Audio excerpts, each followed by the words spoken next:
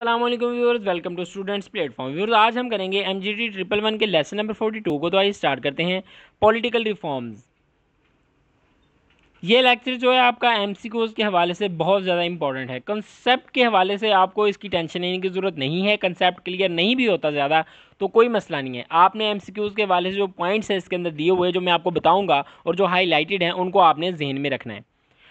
Political reforms, local government has 3 tiers: district council, tehsil council और union council. District, union, तहसील और union council जो है वो rural sectors जो होते हैं ना, गांव वगैरह में, इन जगह पे मौजूद होती है इनके इदारे। अभी हम पढ़ेंगे electoral arguments arrangements sorry. Constituency is on average 25,000 and each union council is composed of 21 directly elected members। जैसा हमने ऊपर पढ़ा, जिसमें एक नाजिम है, दूसरा नायब नाजिम है, जिसको मेयर और डिप्टी मेयर भी कहते हैं। Elected on joint ticket. उसके अलावा रिमेनिंग 19 जो हैं, जिसके अंदर 12 मुसलमान, 4 औरतों की सीटें, इनमें से 6 जो हैं पीजेंट और वर्कर और किसान जो हैं, उनमें से दो जिनमें वुमेन की हैं और एक सीट जो गैर मुस्लिम की माइनॉरिटी की है। ये इलेक्शंस की बात कर रहे हैं, डायरेक्ट और इनडायरेक्ट इलेक्शंस, जिसके अंदर डिस्ट्रिक्ट और तहसील के इलेक्शन शामिल हैं। डिस्ट्रिक्ट के अंदर आप लोग देखें कि there are 33% seats for women in the district council. Similarly 5% seats for workers and 5 for minorities. Tehsil के अंदर 33% सीट्स वुमेन की हैं, 5% वर्कर्स की हैं, पीजेंट्स की हैं जो किसान हैं, मतलब 5% माइनॉरिटीज़ हैं। क्वालिफिकेशन जो एटलीस्ट मैट्रिकुलेशन होनी चाहिए, सेकेंडरी सर्टिफिकेट ऑफ और equivalent. Each tier of local government has termed of the office for 4 years। मतलब ये कि डिस्ट्रिक्ट और तहसील लेवल पर इलेक्शन हर 4 साल बाद होंगे और नाजिम और नायब नाजिम जो हैं 2 से ज़्यादा बार इलेक्शन में हिस्सा नहीं ले सकते, क्योंकि ऐसा ना हो कि वही नाजिम बार बार आ रहा है इलेक्शन में, हर दफ़ा हिस्सा ले रहा है और सेलेक्ट हुए जा रहा है, लेकिन इससे क्या होगा कि बाकी जो लोग होंगे उनको मौका नहीं मिलेगा। Functions of union council. Union council के फंक्शंस क्या हैं? जिस तरह सेम लोकल गवर्नमेंट के फंक्शन हैं, सेम, ज़्यादा फ़र्क नहीं है।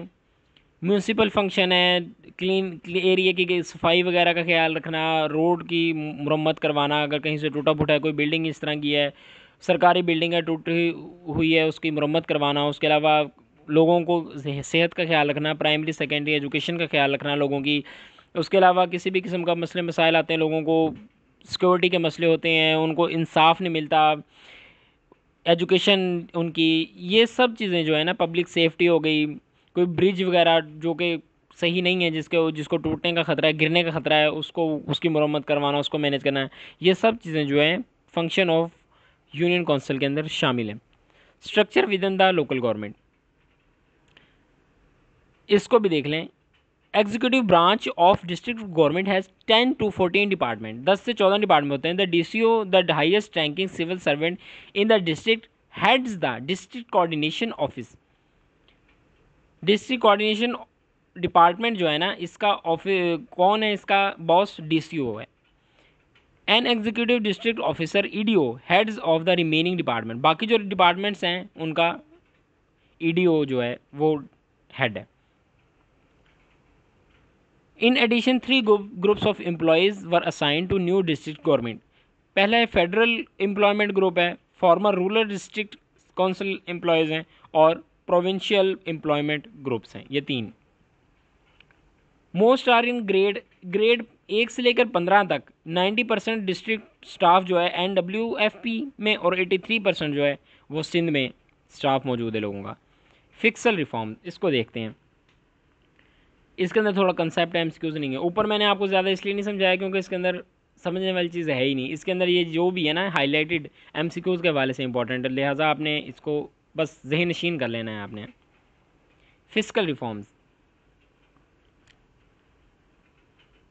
Resource sharing between federal and provincial government. मुख्तलिफ लेवल की गवर्नमेंट जो है ना, 3 लेवल्स मैंने आपको बताया, फेडरल, प्रोविंशियल और डिस्ट्रिक्ट। इन तीनों लेवल की गवर्नमेंट में एक मेजर मसला है कि इन्हें वसाइल पूरे नहीं मिलते। नेशनल लेवल पर तो फाइनेंस का इशू है ही, लेकिन लोकल गवर्नमेंट में भी वसाइल के मसले मौजूद हैं। लोकल गवर्नमेंट उस वक्त तक सही तौर पर फंक्शन नहीं कर सकती जब तक इनको पूरे वसाइल ना मिलें।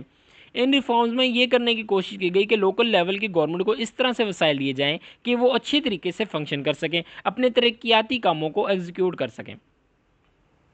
ये टेबल दिया गया प्रोविंशियल गवर्नमेंट है उसकी क्या क्या जिम्मेदारियां हैं, डिस्ट्रिक्ट गवर्नमेंट की क्या क्या हैं, तहसील या टाउन या तालुका जिसको कहते हैं इसकी क्या क्या रिस्पॉन्सिबिलिटी सारी लिखी हुई हैं। आप एक बार देख लीजिएगा, मैं यहाँ पे रोक रहा हूँ थोड़ी देर के लिए। तो सेम वही है जो हम ऊपर डिस्कस कर चुके हैं। आप इनको आपस में अल्टरनेटिवली भी यूज़ कर सकते हैं, ऐसा कोई इशू नहीं है। अगर क्वेश्चन में आ जाता है कि डिस्ट्रिक्ट की कोई सी 2 या 3 रिस्पॉन्सिबिलिटीज़ लिखें तो आप कोई भी रिस्पॉन्सिबिलिटीज़ लिख सकते हैं। यहाँ से अभी देखते हैं हम provincial local transfer. All the 4 provincial government share resources with district government. District government के साथ प्रोविंशियल गवर्नमेंट जो अपने शेयर जो है ना, रिसोर्सेज जो है ना अपने उनको शेयर करती है। जो मतलब पैसा उनके पास होता है उसमें से कुछ पैसा जो है वो डिस्ट्रिक्ट गवर्नमेंट को भी देती है ताकि वो अपने कामों को अच्छे तरीके से कर सके। प्रोविंशियल डिविजिबल पूल 3 चीज़ों पर मुश्तमिल होता है।